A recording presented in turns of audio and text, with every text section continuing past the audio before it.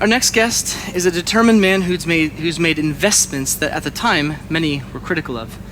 But today he's here to show us that they were the right thing to do both then and now. Please extend a warm welcome to the CEO of Boozt.com, Hermann Haraldsson.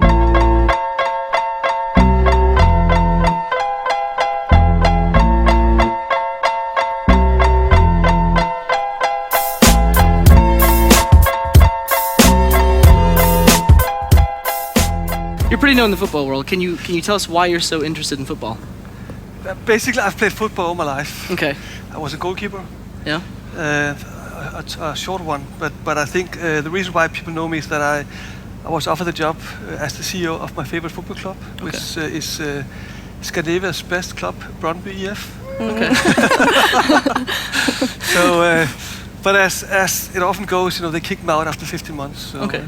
So yeah, we've noticed that many that have built successful companies or businesses are usually interested in sports. Do you think that your love for sports has influenced your company or your business in any way? Yeah, definitely. I guess like the previous speaker was saying, that basically if you're into sports, you're into team play. It's fun to have a goal and to work hard. As we used to say back then, when you're running in the snow, preparing for the season, that's the fun stuff. So that I think you take a lot. Also, the importance of of being with a team, and saying everybody is equally important. You just have different roles. I think that's extremely important to realize. Okay, I was the goalkeeper, and I was really depending on not only that the striker was scoring, but also that the right back, that he wasn't making mistakes. Right. Yeah.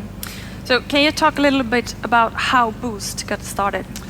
It was meant to be. It started as an e-commerce provider for fashion brands, taking brands online, doing basically brands that want to outsource totally their e-commerce, and the idea was it was built on kind of Thomas Friedman's "the world is flat" theory.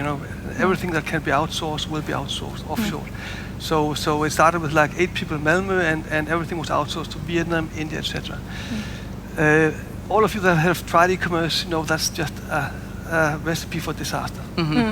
So I can't recommend that. So basically, we had to change directions. Okay.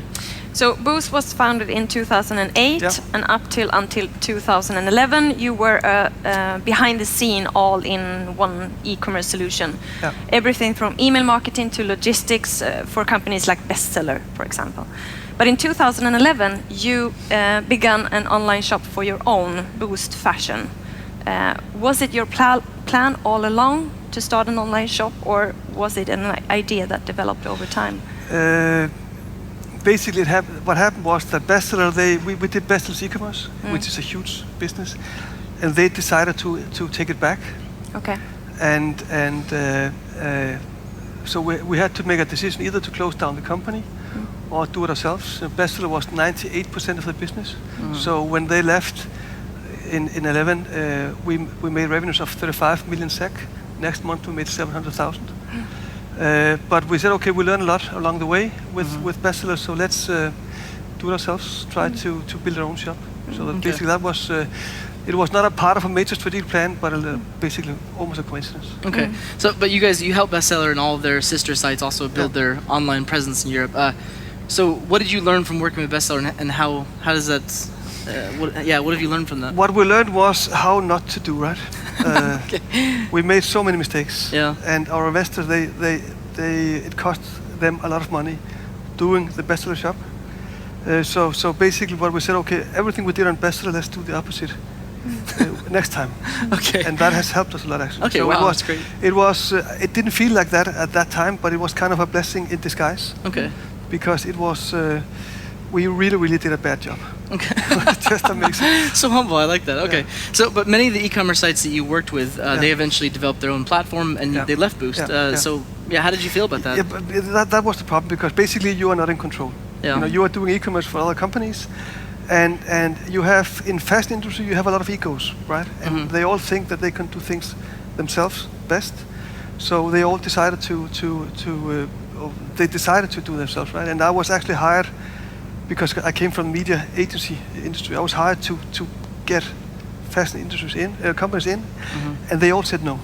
But the ironic thing now is that now they are starting to call us because they have tried and they have failed, and now they're trying to say, okay, can you please help us? Okay. Vengeance. Yeah. And this obviously was a very difficult time for Boozt financially. How did you stay as persistent as you did? I think basically, it sounds very simple. Basically, we have a team that just refuses to give up, right? Okay. It was just too much to walk away and say we couldn't make it, right? Okay. So it was a lot of pain and saying, okay, we never give up, and we never do. Okay, so you worked really hard, obviously, to turn Boozt around. So Yeah. what if you could break it up into 3 factors? What were the 3 most important things to make that happen, to turn it around? The first thing, of course, was people, right? Getting the right people.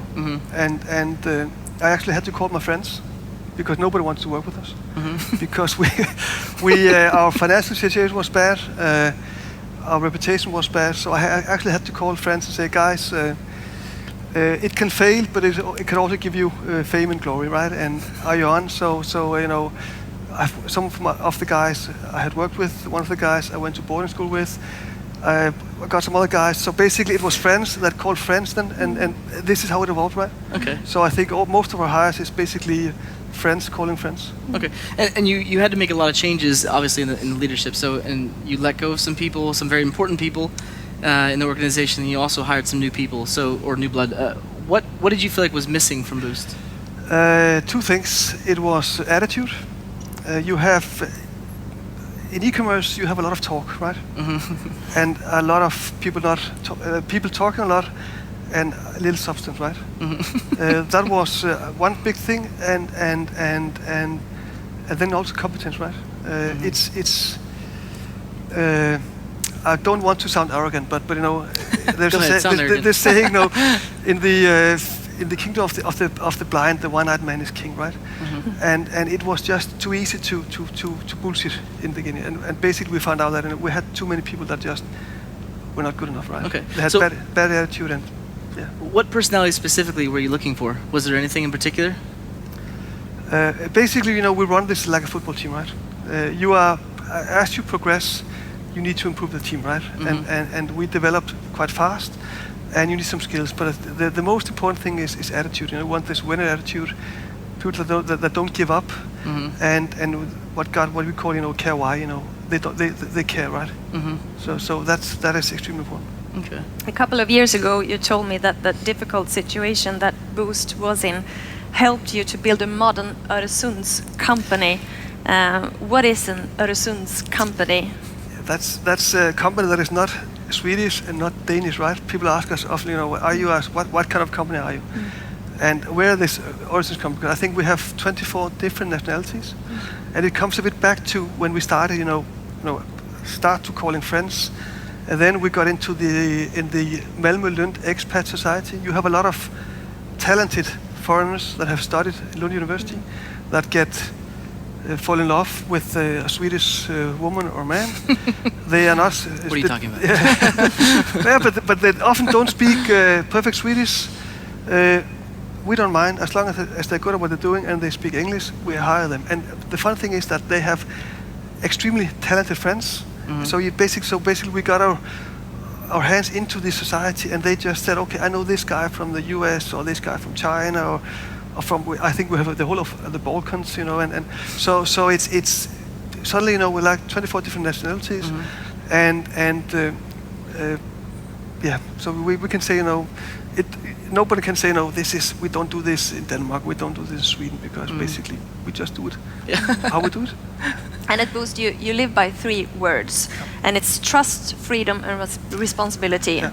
Why these 3 words? I think it's basically it's common sense, right? So it's Gallup does this annual survey where they see, ask different countries, what is the level of trust? That can be trust in authorities, trust in your neighbors, etc. And there is a direct correlation between trust and wealth, right? The same applies with companies. If there's a higher amount of trust in a company, you spend time on looking forward and not covering your back, right? So you want to have a trust in a company where people basically trust each other and rely on each other. That's one thing. And secondly, if you have good people, you have to give them slack freedom. The people I work with, they would hate if I told them what to do, and so do I, right? I hate when the board tells me what to do. So you have to give them freedom, but at the same time, of course, they have to take responsibility, right?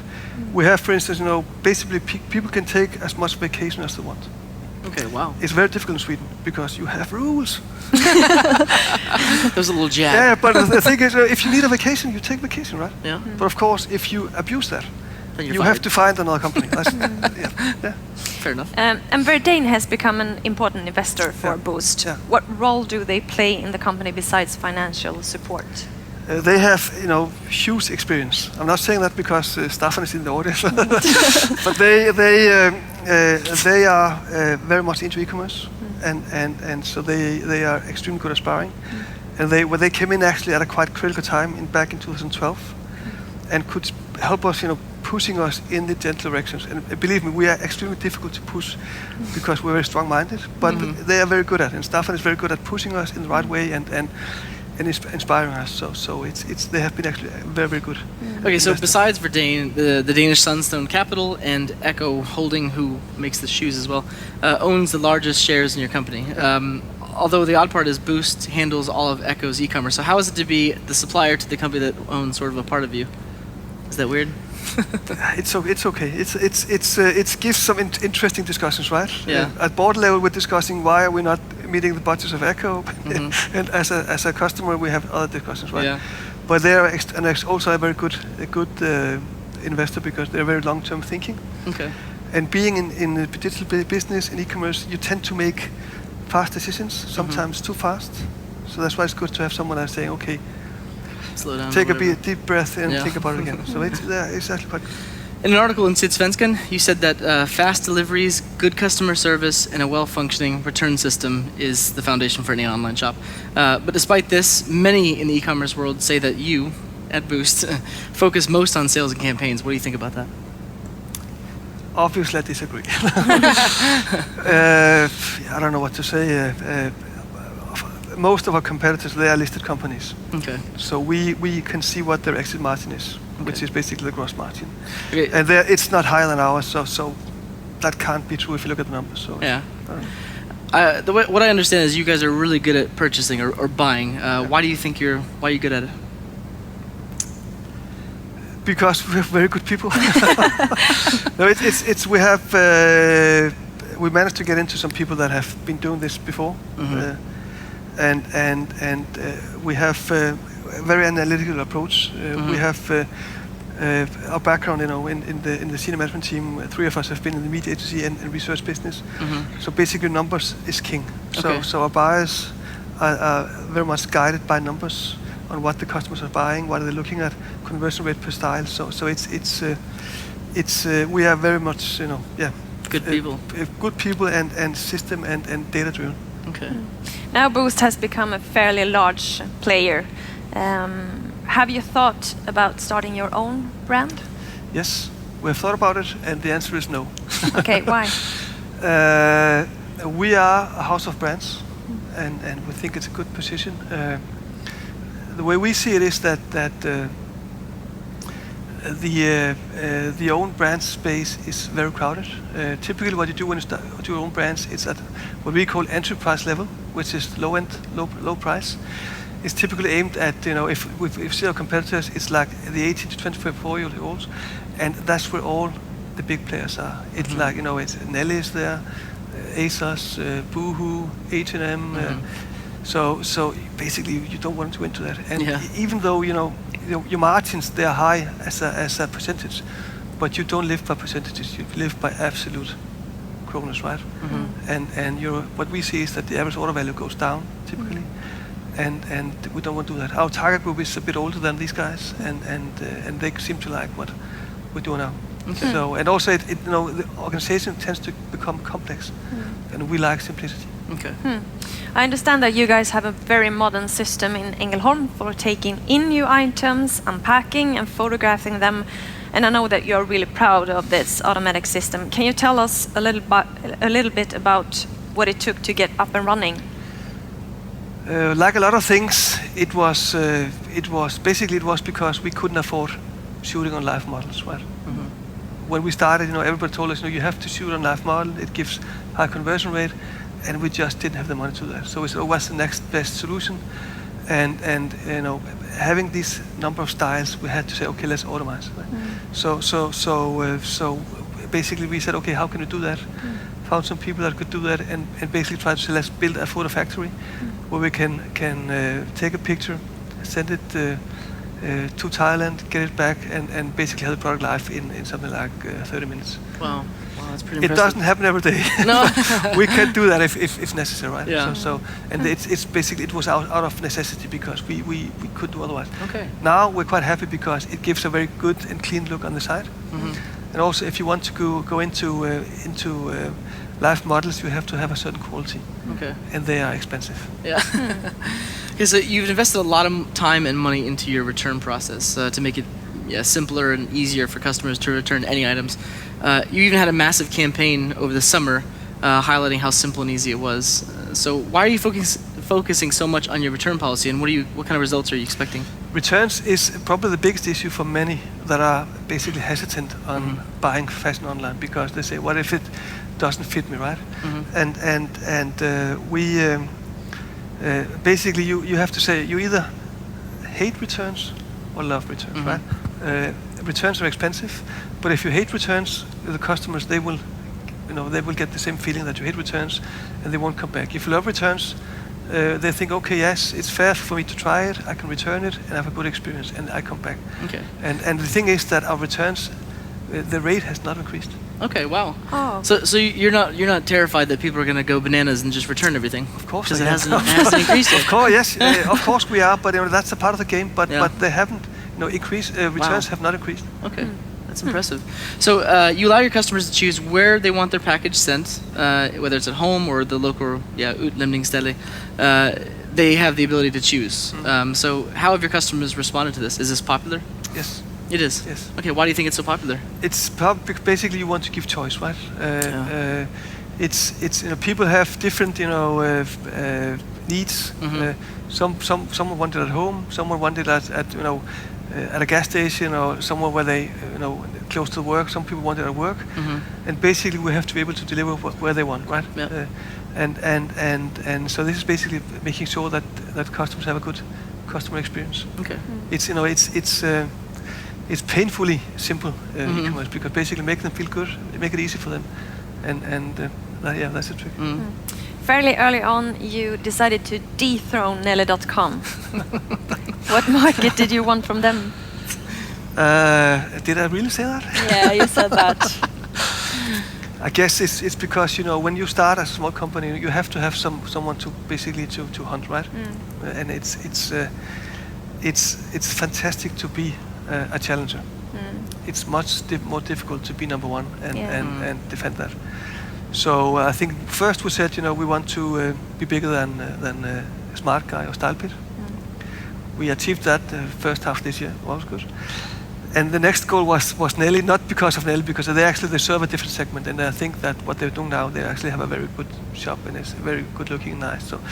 So it's not that we're after them, because again they have a different segment, but it's just a nice feeling of saying, okay, this is the next target, right? And we hope to be larger than them within the next 12 to 18 months. Okay. But then an even bigger player arrived. Yes. I think you know who I'm thinking about. Zalando. How is it to be a competitor to them? That's it's good. Again, it's always good to have an enemy or someone to hunt, right? And they are extremely good at what they're doing, right? So it keeps us on the toes. And my biggest concern is always that we become complacent, right? I met this the former CMO of Coca-Cola some years ago, and he was very successful, and asked him, how do you manage to keep your drive? He said, I'm running scared all the time. And I think he said, I sleep like a baby. I wake up every 3 hours worrying about the competition, right? And this is how it is, right? Yeah. So it's very good to have someone to go after. Yeah. Where do you see e-commerce going? We think, we believe that fashion e-commerce will keep on growing quite a lot, and we believe that the numbers that are provided with the low growth, there's some falls in the numbers. We believe that that fashion e-commerce growing 15 to 20% per year over the next 5 years. We believe that fashion e-commerce will be around maybe 23-5% of total fashion. Okay. But we also believe that you will see a heavy concentration with a few big players, and this is why we are investing so much. Okay. You want to be one of those big players? Yes. So it seems like there are a lot of large players in the e-commerce fashion industry today, kind of fighting for the number one spot. So when do you think you'll become profitable, and also when do you plan to take the throne as number one? We hope to be profitable next year. Okay. So that's the plan. But it's easy to make budgets. It's more difficult to execute. Yeah. But we hope to be profitable next year, and I don't know when we will be number one. We will be one day, but I don't know when. Yeah. Do we have any questions on Twitter, Custom? Actually, one of the questions was about profit, so that was just answered. Okay. And one was about Zalando, that was also just answered. So it's good timing with the questions. Another, I can say on Twitter, multiple former employees have said that they're very proud of having been part of Boost. So that's very nice to hear on Twitter. And one question is from Golnas from Easy Size. How do you handle different sizes of the brands, and how do you do that? Yeah, like your collections, you have a lot of different type of clothes. How do you handle the sizes? We get a lot of data from the customers. We get return data where they say, okay, it's too big or too small. We know the brands if they are big or small, and we also ask the customer to rate the item. And based on that, we recommend take either a larger size or a smaller size or regular size. And it sounds simple, and it actually works quite well. Okay. We have met all these fitting companies, and they're trying to basically produce the magic bullet. But it's difficult because even a brand like Ralph Lauren, they have different sizes. I have I have 2 shirts Ralph Lauren in the same size. I won't say which size. And they're different, right? Yeah. So it's extremely difficult to have this sizing act that takes exactly this is the size. So you met Easy Size then? Yes, actually, yes. Okay. Hermann, it was a real pleasure to have you here. I'm so very happy to have you here. Thank you. Thank you. So everybody give him a round of applause.